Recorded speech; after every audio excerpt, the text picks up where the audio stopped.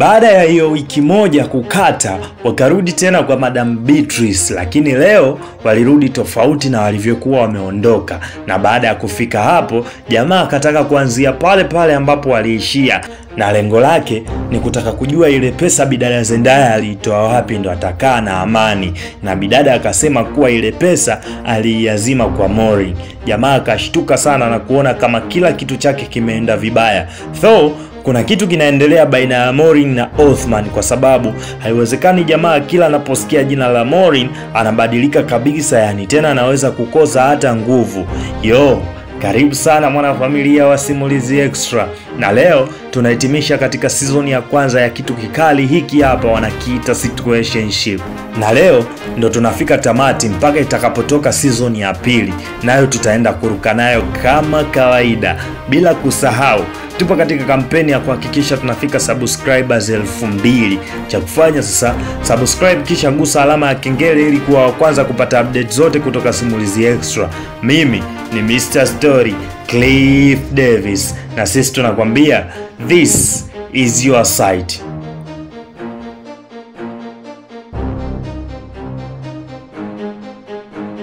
Sasa madam ikabidi aulize ni kitu gani ambacho Maureen anakifahamu kingine ukiachana na hilo ambalo ni la pesa. Na bidada akasema Maureen anajua kila kitu kinachohusiana na Othman na Zendaya.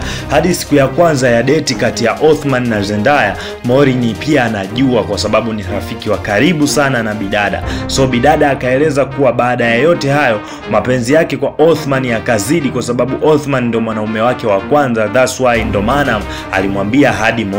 So hata kama mapenzi yao yameingia dosari, lakini kuna wakati ambao mahusiano yao yalikuwa mazuri sana, na hata madam akawa anaamini hicho kitu. So ikabidi amuulize Zendaya endapo penzi lao likarudi tena ni vitu gani ambavyo angependa vijirudie. Na bidada akasema angependa kila kitu kizuri kibaki kama kilivyo, lakini cha umuhimu ni pale walipokuwa wameanza mahusiano yao. Ile situation ilikuwa nzuri kinoma noma. Madam akauliza ilikuwaje, then mshikaji akaanza kuelezea kuwa siku ya kwanza walikutana restaurant na jamaa yeye alioda juisi. So wakati anasubiria, bidada naye akatokea na yeye akaagiza juisi ile ile kama alioagiza mshikaji. So the moment ile juisi imekuja glass moja, kila mtu akajua ile juisi ni ya kwake na kila mmoja akapeleka mkono kuichukua. Wakajikuta mikono yao imekutana kwenye glass moja, na jamaa akaamua kumwachia bidada ile juisi, lakini akaomba namba kwa sababu ndo mara yao ya kwanza wanakutana. Basi ndo mambo yakawa yameanzia hapo hadi leo wamefikia hapo. What kind of love story I say, noma na nusu. Mpaka kufikia hapo ikaonekana kwamba kila kitu kimeisha, cause bidada akaonesha kuwa kinyongo chake kimeisha hata kwa Othman pia, kwa sababu wakawa wanakumbushiana zile moment ambazo walikuwa katika uhusiano mzuri mambo yalikuwaje. Na kweli ilikuwa tamu sio poa, hakoka story kao kama penzi noma na nusu. The way wanatoka kwenda kupata msosi pamoja, zile moment wanacheza game kwa pamoja, yani inapendeza kwa kweli. Kikaja kipengele cha kuomba msamaha sasa, na kila mmoja akasema yupo tayari kuomba msamaha kwa mwenzie ili mambo yakae sawa, so vile walivyokuwa wanaishi.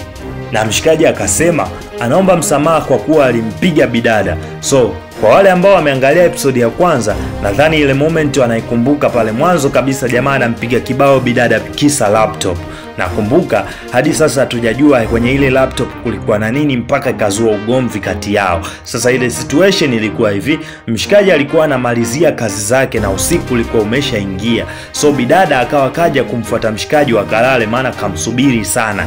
Jamaa akamwambia kwa bidada yeye atangulie, anamalizia kazi yake then anakuja. So bidada akawa akamwambia mshikaji kuwa anampa dakika 20 tu amfuate kitandani kwa sababu bidada hawezi kulala peke yake. Sasa wakati kaondoka, mshikaji akaendelea na kazi yake na kujikuta anapitiwa na usingizi pale pale. Na ubaya akawa hajamaliza kuedit, so hata ile programu aliyokuwa anaeditia hakuifunga. Bidada alipokuja akamkuta mshikaji kalala, so ikabidi amsaidie kuchukua vitu vyake ili amuingizie ndani. Sasa the way anakusanya, anaangalia kwenye laptop ndo anakuta kazi ambayo alikuwa anafanya jamaa. Bidada macho yakamtoka, akaona what? Nini hiki ambacho mpenzi wake anafanya? Akampiga na begi la mgongo, ndo jamaa kushtuka usingizini na kuanza kuulizana maswali. Othman anamuuliza mwenzie umeona nini, na bidada anamuuliza mshikaji hiki nini, kwani jamaa alikuwa anafanya kazi ya aina gani. Ndio pale ulipoibuka ugomvi mpaka bidada akachukua laptop na kuirusha hadi kafikia hatua jamaa akampiga kibao. So mshikaji alipoulizwa ni kitu gani kilimfanya ampige bidada, Zendaya akasema yalikuwa ni makosa yake. Kivipi? Anasema yote aliyoyafanya, lakini bado Othman ni mtu mzuri, ni yeye tu bidada ndo alishindwa kumuelewa jamaa mpaka yote yakatokea. Ikawa zamu yake sasa bidada kusema kile ambacho angependa Othman kumsamehe, na bidada akasema anaomba radhi kwa sababu muda wote alikuwa akiangalia mapungufu ya mshikaji na kusahau yale yote mazuri aliyofanywa na jamaa. So hata kama jamaa alikuwa ni msahaulifu, but kuna vingi vizuri anavikumbuka na kuvifanya kwa ajili ya furaha ya mpenzi wake. Kwa mfano, siku yao ya kutimiza miaka kadhaa ya mahusiano yao, jamaa alikuwa responsible kwa kila kitu ili kumpa furaha na kumfanyia surprise za kutosha bidada. So bidada akajiona kama mkosefu kwa jamaa na akawa anaomba na msamaha pale. Na of course bidada aliongea mpaka akawa analia kuonesha kuwa anajutia kile ambacho kimetokea. The way bidada analia na Othman kumbembeleza, madamu akamwambia amwache alie kwa sababu wanawake kulia ndo hulka yao, na anapolia huwa anatoa ile nyongo ya uchungu moyoni mwake. So kama kuna kitu cha kumwambia inabidi aseme hapo hapo. Na mshikaji akasema ya kipo, na kitu chenyewe ni kwamba alimchiti bidada na rafiki yake Maureen, na ndo maana jamaa kila alipokuwa anasikia habari za Maureen akawa anakosa amani, na bidada hilo hakulijua. Ase aliwaka so kitoto, akamtia kibao mshikaji na kummwagia maji yaliyo kwenye glasi, kisha akainuka na kumwambia madam kwa Othman hakuongea kila kitu, na akataja mpaka biashara anayoifanya mshikaji kwamba sio kupiga picha tu, jamaa anauza picha za watu tena za utupu mtandaoni.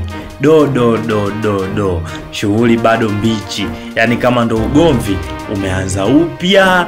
By the way, hapa ndo mwisho wa bonge la series hii hapa kali kabisa inayoitwa Situationship, na imani mpaka hapo utakuwa umeshajua nini maana ya situationship kwa kufuatilia mtiririko wa matukio. So ngoja tusubirie season ya pili itakapotoka, then tutajua kama penzi lao liliisha au madam waliweza kuwaunganisha na kurudiana. Bana mzigo huo hapo unaitwa Situationship, na sina la ziada kwa sasa. Tukutane katika movie nyingine nyingi zitakazokujia hapa katika chaneli yetu ya Simulizi Extra, na sisi tunakwambia this is your site.